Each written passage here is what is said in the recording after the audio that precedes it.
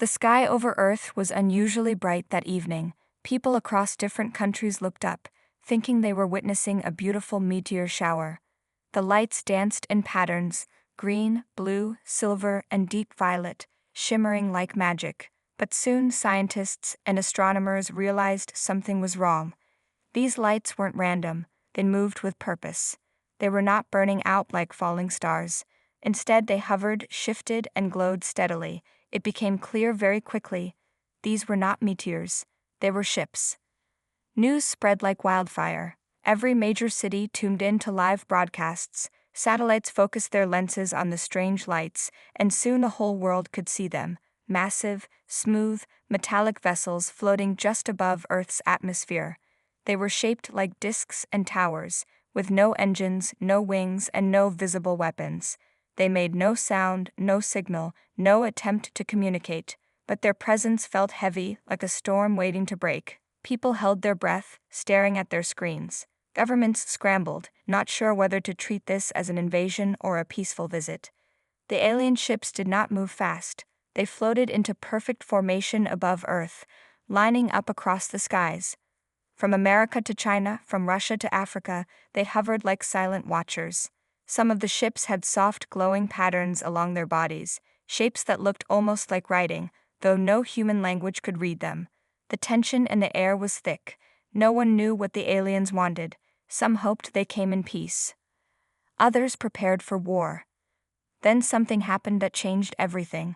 The largest of the ships, nearly the size of a city, opened from its underside. A round door, glowing with white light, silently split apart. From the center of the ship, a thin beam of brilliant blue light shot straight down, piercing the clouds and striking the Pacific Ocean with force. Where it touched the water, steam burst into the sky and the sea began to churn. Within minutes, something enormous began to rise from the ocean. A massive tower, made of some strange shining material, pushed its way up from the deep.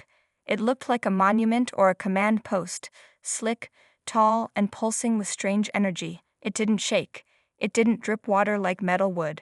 It simply emerged, silent and glowing, as if it had always been there, waiting for its moment to rise. People watching from space stations, ships, and satellites felt a deep sense of fear.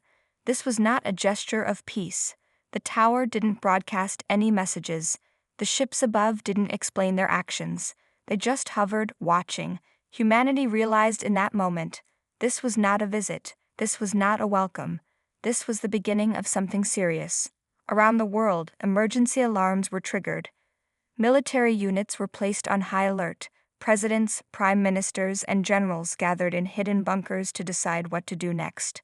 But deep down, most people already knew they were not in control anymore. The silence of the aliens was more terrifying than any threat. It was not the silence of kindness. It was the silence of power, the kind of silence that comes before a storm. The kind of silence that says, "We don't need to speak. You already know who we are." And they were right. At that moment, Earth stood still, not because it was weak, but because it had never seen anything like this before.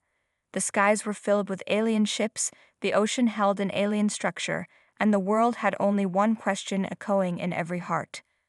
What do they want?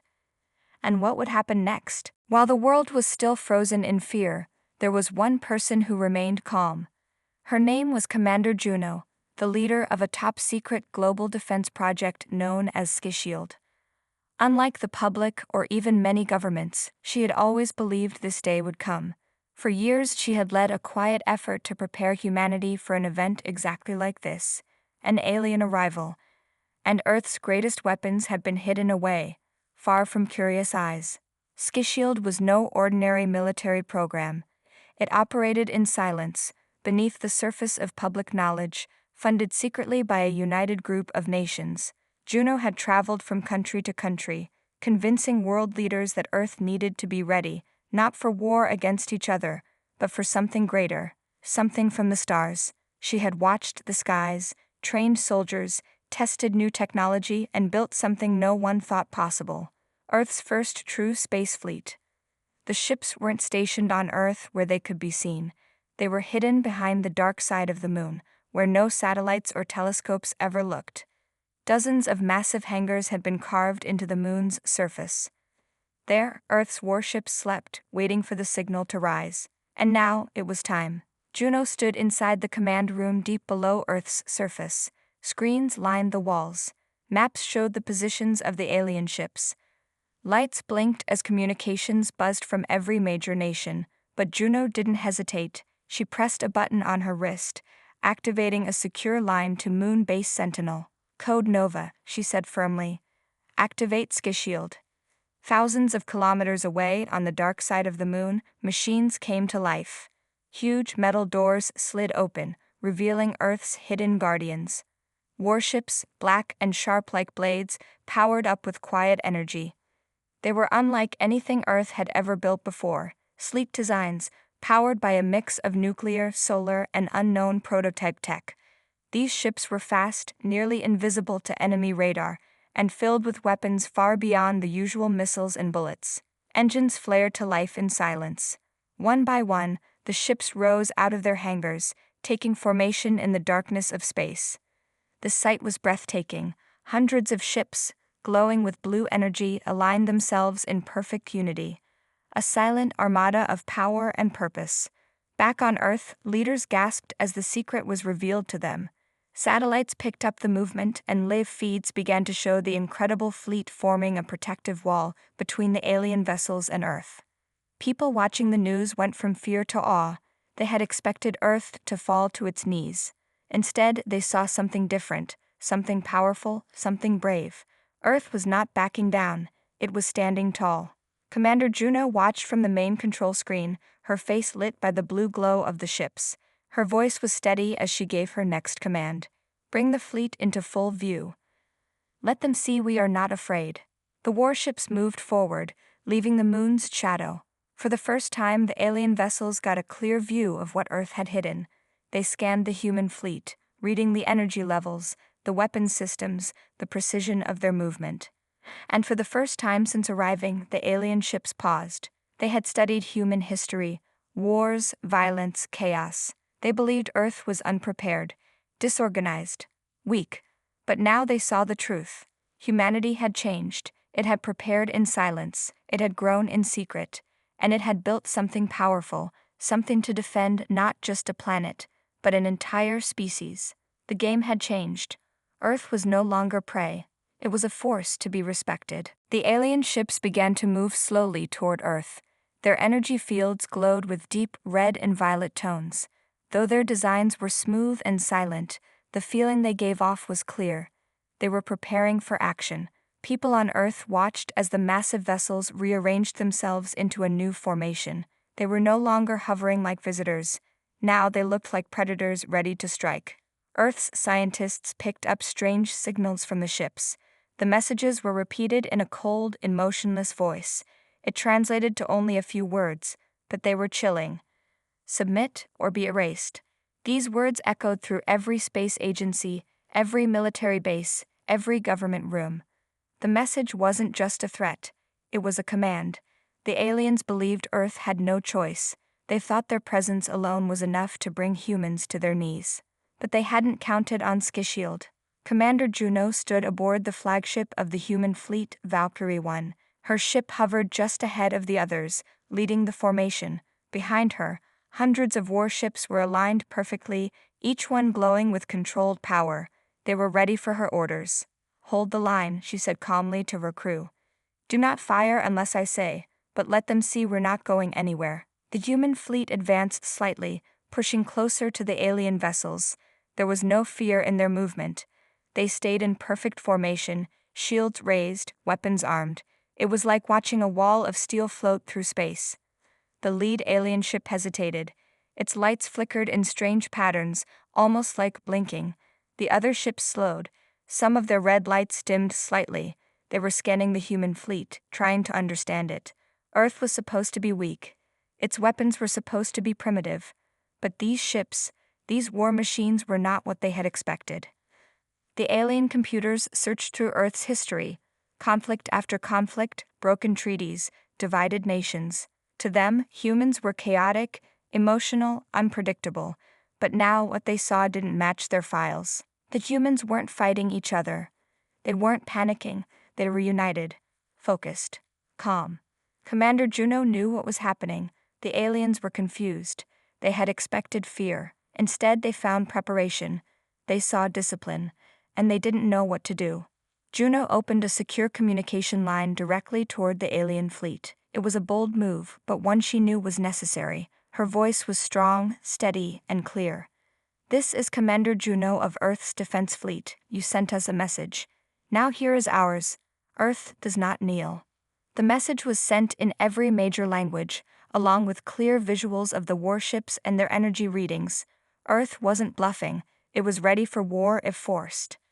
Then, without firing at the alien ships directly, Juno ordered a precision shot. One single warship launched a focused plasma beam, not at the ships, but at the alien tower in the Pacific. The blast skimmed the top of the structure, cracking part of its surface and sending waves through the ocean. It was a warning, a signal that Earth could strike with great accuracy. The aliens did not respond, not with words, not with weapons. Instead, their lights shifted again.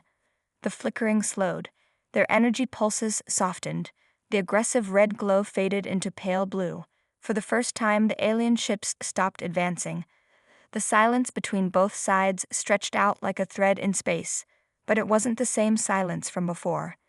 This silence was different. It wasn't filled with threat. It was filled with surprise, and maybe, just maybe, respect. The aliens had come expecting submission. What they found instead was resistance. Organized, powerful, unshaken. The standoff continued, but the balance had shifted. Commander Juno stood at the center of the command deck, eyes focused on the screen ahead. The alien ships were no longer moving. Their lights had dimmed slightly, and their energy readings were holding steady. It was as if they were thinking. No message had come back from them, no words, no reaction to Juno's defiant transmission, but silence, she knew, could say a lot. The tension across Earth was still high. Cities remained on lockdown, air defense systems were fully activated, and satellites watched every flicker of the alien vessels. People waited, holding their breath, unsure what would come next. Many feared that Juno's bold warning and the strike on the alien tower would trigger a war beyond imagination. But Earth had made its stand. Juno walked slowly across the deck, studying the energy levels on the monitors. Her voice was calm but sharp as she gave her next order. "Raise all weapon systems to full power," she said. "Let them see we're not afraid to finish what we started." All across the fleet, the human warships responded. Cannons unfolded from hidden compartments. Plasma weapons began to hum with power. Ion shields glowed brighter. The quiet hum of charging energy filled the silence of space. On Earth, the image was broadcast to the world. People everywhere saw it, human warships, glowing with raw energy, facing down the alien giants in complete unity. It was a sight that no one would ever forget. The fear that had once filled people's hearts began to fade, replaced by something new: pride. Back in orbit, the aliens watched. Their scanners picked up every signal from the Earth fleet. They could read the heat levels, weapon types, formation patterns. What they saw confused them. Earth's technology wasn't the same as theirs, but it was advanced. More advanced than they had expected. And the humans, they were calm. They didn't act like prey. Then something incredible happened. The alien ships began to power down. One by one, their weapons retracted. Their energy fields shifted from red to blue. The aggressive patterns faded. No shots were fired. No threats returned. They were standing down. In the Pacific, the giant alien tower that had risen from the ocean began to sink. Slowly, the base that had threatened Earth just hours ago disappeared beneath the waves, leaving only a faint shimmer on the water's surface. Everyone on Earth watched in stunned silence. The aliens weren't attacking. They were retreating. Commander Juno didn't smile. She didn't celebrate. She simply stood tall and watched, her hands clasped behind her back. "They came here thinking we were weak," she said to her crew. "They thought fear would be enough." "They were wrong," someone whispered. "Yes," Juno replied. "They were." She turned to her communication officer. "Prepare a message. Send it to every ship, every city, every nation. The threat is leaving. Earth is safe, for now." Cheers erupted from the crew. Around the globe, people poured into the streets. They sang, hugged, cried, and cheered. Children danced in living rooms. Strangers became friends in moments of shared joy. Humanity had faced the unknown, and it hadn't backed down. But Juno remained focused. She knew this wasn't the end. The aliens had left, yes, but not because they couldn't fight. They had chosen not to, for reasons Earth might never fully understand. Maybe it was respect, maybe curiosity, or maybe they were simply testing Earth to see how far it had come. Whatever the reason, Earth had proven something powerful that day. It would not be conquered. Not without a fight. For 3 long days, the alien ships stayed in Earth's orbit. They made no moves, sent no messages, and launched no more beams. They simply floated above the planet like silent giants, watching. Humanity held its breath, unsure if the worst was yet to come or if the danger had truly passed. Every telescope, satellite, and space station remained locked on them. Earth's warships stayed in formation, ready to respond at the first sign of threat. But nothing happened. On the 4th day, just before sunrise over the Atlantic, the alien fleet began to move. Slowly, carefully, the massive vessels turned away from Earth. Their energy signatures remained stable, their movements calm. Then, one by one, they started to leave the solar system. No attack, no final warning. They just left. The world watched as the mysterious ships vanished into the stars, slipping into deep space until they were only dots, then nothing at all. And with their departure came the first true wave of relief. It was over. Earth had survived. The response across the planet was overwhelming. Crowds flooded the streets in every major city. People waved flags, sang songs, and celebrated like never before. Strangers embraced. Fireworks lit the night sky.